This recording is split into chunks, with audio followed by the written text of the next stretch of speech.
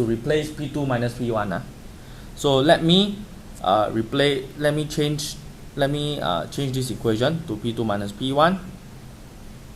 Was it supposed to be P2 minus P1? Wrong. It should be the other way around. It should be P1 minus P2. Okay, mistake. P1 minus P2. Yeah. Okay, can. So the manipulation mistake here should be P1 minus P2 because you want to keep C2 square, so you will shift the P2 over. Yeah, P1 minus P2. So okay, so P1 minus P2 is equals to rho mgh minus rho agh. Alright. Okay, so this is my equation 1 and equation 2. I will sub 2 into 1.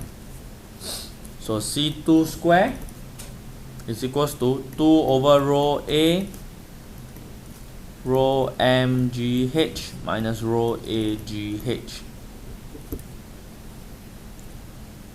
Okay, can.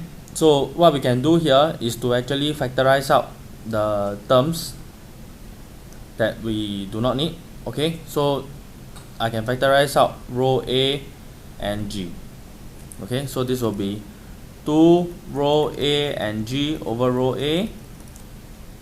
So after I factorize out rho A and G, okay, inside here G will be no more. Okay, I also can factorize out H. So I will factorize out rho A G H. So if I factorize out rho A G H from here, okay, so this will left with rho M over rho A minus away. Factorize out rho A G H means completely becomes 1. Okay, can. So the rho A and the rho A here can cancel off. Okay, so this is outside here left with 2GH. Okay, rho M over rho A, okay, is the same as omega M over omega A. Okay, omega is the specific weight. Okay, omega M is the specific weight. So today basically specific weight is the mass, weight per unit volume. Alright, so for weight per unit volume, okay, so it's actually weight per unit volume today, omega M over omega.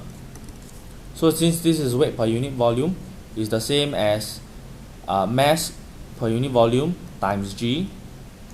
Okay, same thing, mass per unit volume times G.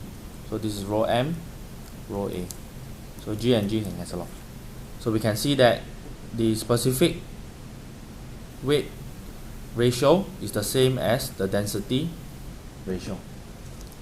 Alright, so it's the same thing. So let me just replace it to Wm over W, or omega M over omega minus 1, and therefore C2 will be square root of 2GH omega M over omega, okay, minus 1.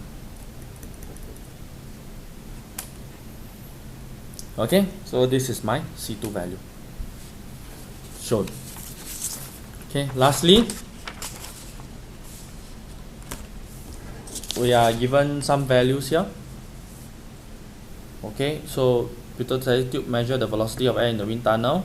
Difference is 20 mm, density is 1.2, specific gravity is 13.6. Calculate the velocity of the air. So for part B, simply we'll just apply the formula, square root of 2 times 9.81 times the height difference is 20 mm, so 20 over 1000, okay, times, okay, omega M over omega. So again, omega M over omega, right? Okay, omega M over omega is the same as density M over density A. Oh, so I will just use the density instead lah. So density M is 13,600. Okay, density of the air is 1.2. Okay, minus 1.